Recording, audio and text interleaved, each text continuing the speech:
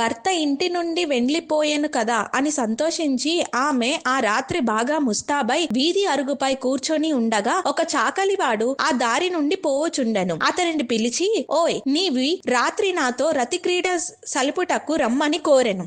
అంతటా ఆ చాకలి, తల్లి, నీవు బ్రాహ్మణ పత్నివి, నేను నీచ కులస్తుణ్ణి. చాకలివాణ్ణి మీరు ఈ విధముగా పిలుచుటకు యుక్తము కాదు. నేను ఎట్టి పాపము పని చెయ్యలేను అని బుద్ధి చెప్పి వెళ్లిపోయాను. ఆమె ఆ చాకలివాని అమాయకత్వమునకు లోలోన నవ్వుకొని అచ్చట నుండి బయలుదేరి ఆ గ్రామ చివార్చుకొని కడకెగి తన కామవాంఛ తీర్చమని పరిపరి విధములు బ్రతిమాలి ఆ రాత్రి అంతయు అతనితో గడిపి ఉండెను. ఉదయమున ఇంటికి వచ్చి, అయ్యో, నేనెంతటి పాపమునకు ఒడిగడితిని. అగ్నిసాక్షిగా పెళ్లాండ్లిన భర్తను ఇంటి నుండి వెళ్ళగొట్టి క్షణికమైనను కామవాంఛకు లోనై మహా అపరాధము చేసి తిని అని పశ్చాత్తపమైనది. ఒక కూలివానిని పిలిపించి కొంత ధనమిచ్చి తన భర్తకు వెదికి తీసుకురావాల్సినదిగా పంపెను. కొన్ని దినములు గడిచిన తరువాత భర్త ఇంటికి రాగా పాదములు పైపడి తన తప్పులు క్షమించమని ప్రార్థించాను. అప్పటి నుండి మంచి నడవడిక నవలంబించి భర్త అనురాగమునకు పాత్రులయ్యను. కొంతకాలమునకు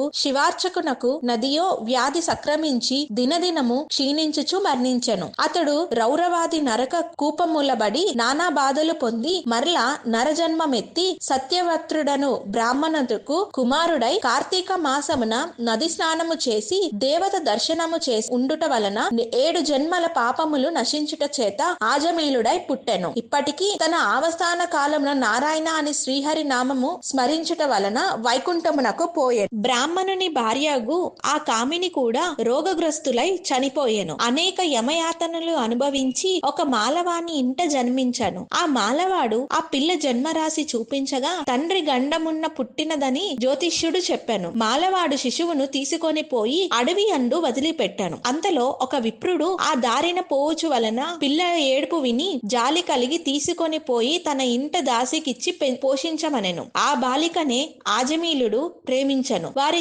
పూర్వజన్మ వృత్తాంతం ఇది. నిర్మలమైన మనసుతో శ్రీహరిని ధ్యానించుట, దాన ధర్మములు, శ్రీహరి కథలను ఆలకించుట, కార్తీక మాస స్నాన ప్రభావముల వలన నేటి నుండి వారైనను మోక్షము పొందగలరు. కనుక కార్తీక మాసమునందు వ్రతములు, పురాణ శ్రవణములు చేసిన వారు ఇహపర సుఖములు పొందగలరు. ఇట్లు స్కంద పురాణ తర్గత వశిష్ఠ ప్రోక్త కార్తీక మహాత్మ్య మందలి 10వ అధ్యాయము 10వ రోజు పారాయణం సమాప్తం.